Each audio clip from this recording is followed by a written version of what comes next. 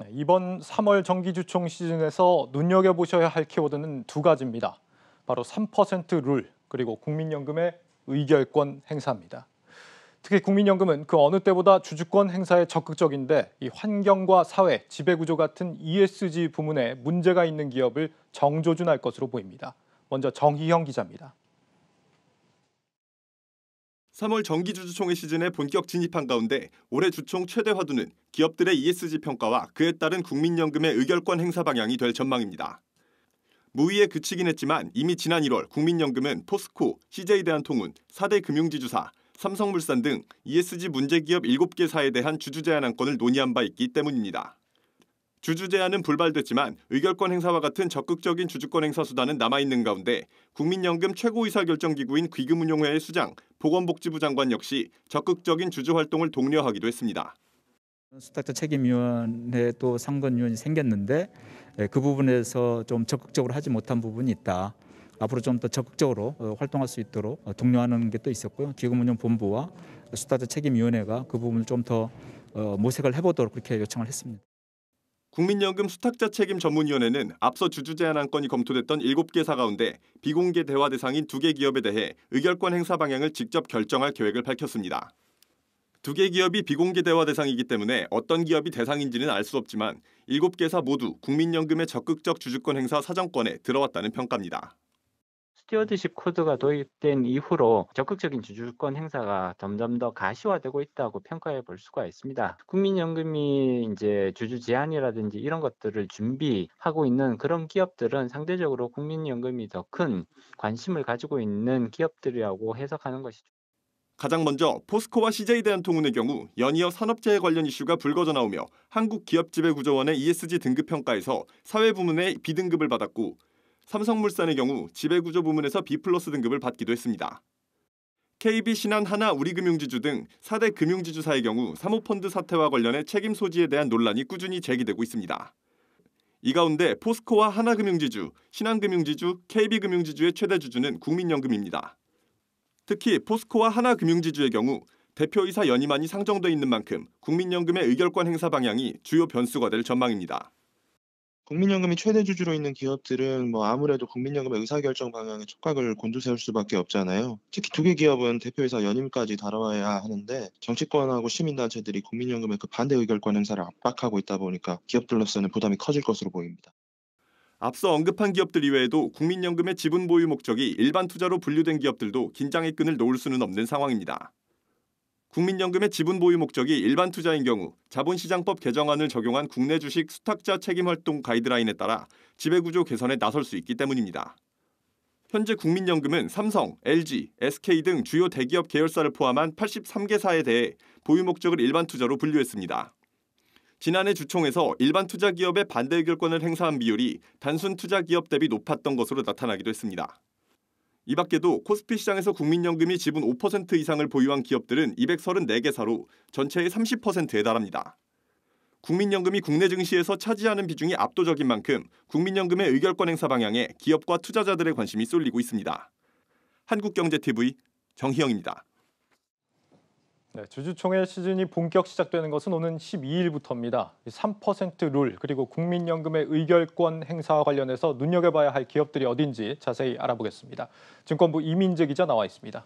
이 기자, 이 3% 룰이 올해부터 더 강화가 됐는데 이것 때문에 올해 주총이 상당히 시끄러워질 것이다 이런 분석들이 많죠. 왜 그런 겁니까? 네, 맞습니다. 일단 3% 룰은 상장사에서 감사위원을 뽑을 때 이 지배주주, 최대주주나 특별관계일의 어떤 지분을 3%로 제한하는 것을 말합니다. 예. 이 경영 투명성을 강화하자는 차원에서 이 시작된 건데 사측과 소수주주, 나머지 주주들 간의 어떤 갈등이 붙는 최접점이 되기도 했는데요. 하지만 기존에는 이 3% 주총에서 3% 룰에 적용을 받지 않는 이사를 먼저 선임하고 이후에 이 중에서 감사위원을 선출하는 2단계를 거치기 때문에 이 사측의 승리로 끝이 나는 경우가 많았습니다.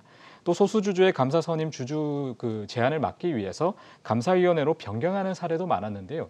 이번에는 조금 다릅니다. 이 상법 개정안 때문에 일반 등기이사와 감사위원을 최소 1명 이상 분리 선출을 해야 되기 때문에 이전보다는 좀 더 첨예한 갈등이 예상됩니다. 네, 감사가 아니라 이제 감사위원회를 운영하는 기업이라고 하면 보통 이제 대기업들일 텐데 이 경우에 최대 주주라고 해도 이제 최소한 한 명은 입맛대로 선임할 수 없게 될 가능성이 있다 이런 얘기지 않습니까?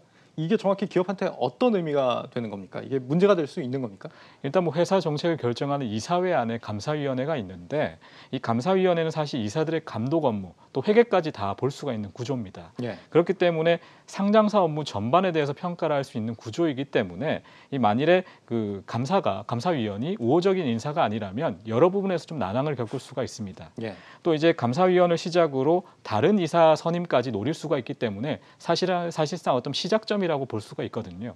이런 점에서 사실 뭐 분리 선출로 인해서 뭐 감사위원회 투명성이 강화되고 또는 거수기 역할에서 좀 벗어날 수 있다는 점은 분명히 긍정적이긴 한데 하지만 때로는 경영권에 위협을 줄 수 있다는 점에서 부담 요소로 작용할 수가 있습니다. 그렇군요. 이번 주총 시즌에 이 부분을 걱정해야 하는 기업이 많습니까? 얼마나 됩니까? 일단 뭐 기업 지배구조원에 따르면 이 감사인 분리 선출로 영향을 받을 코스피 상장사가 206개 기업에서 352명의 감사위원이 임기 만료 또는 중도 퇴임으로 인해서 교체가 예상이 됩니다. 예. 뭐 예를 들면 뭐 지난해 IPO 대여로 굉장히 주목을 받았던 카카오 게임즈 같은 경우에도 이번에 감사위원 3명이 바뀌게 됩니다.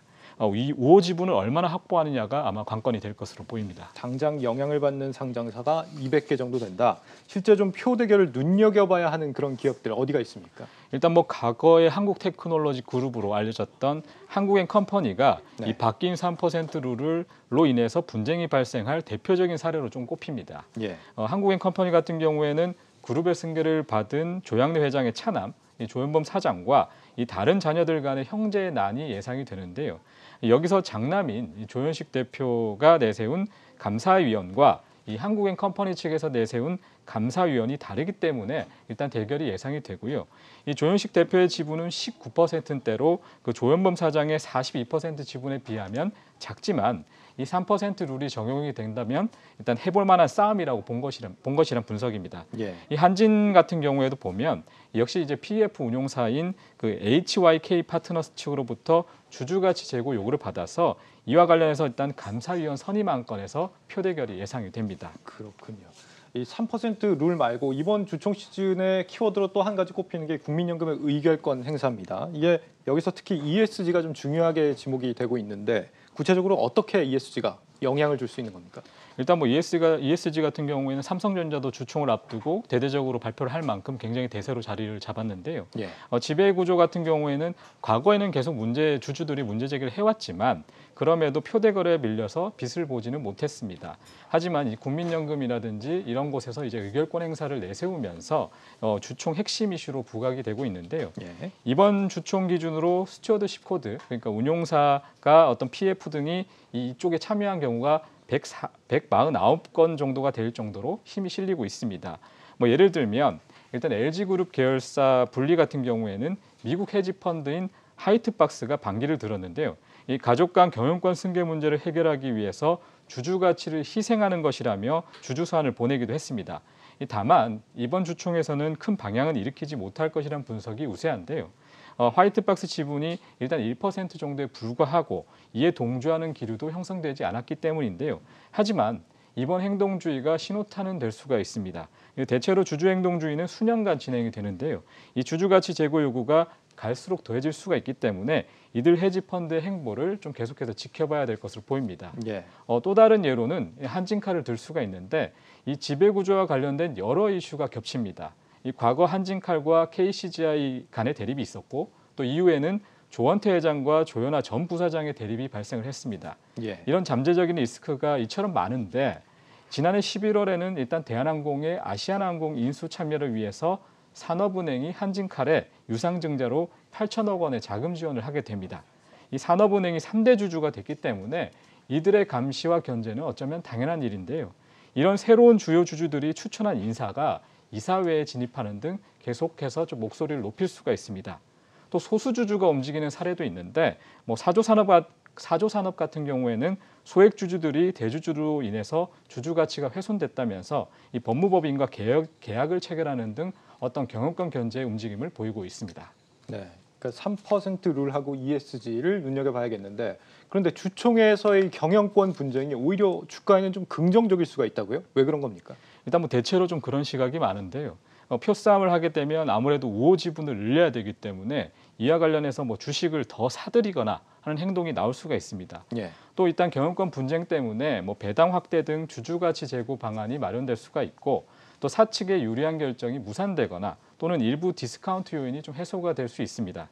예를 들어 뭐 금호석유화학 같은 경우에는 박창구 회장의 조카인 박철환 상무가 일단 배당 확대와 이사진 교체를 요구를 했는데 이게 앞서 말씀드린 사례와 좀 연결될 수 있을지는 좀 주목을 해야 될 것 같습니다. 다만 모두 주가에 긍정적인 것은 아닙니다. 일부 무리한 요구 등으로 인해서 기업의 성장성이 저해가 될 수가 있고 예. 또 이미 해당 분쟁이 주가에 선반영돼서 이 주총 이후 차익 실현 매물이 나올 수가 있기 때문에 이 부분은 주의해서 살펴야 될 것 같습니다. 예. 증권부 이민재 기자였습니다. 잘 들었습니다.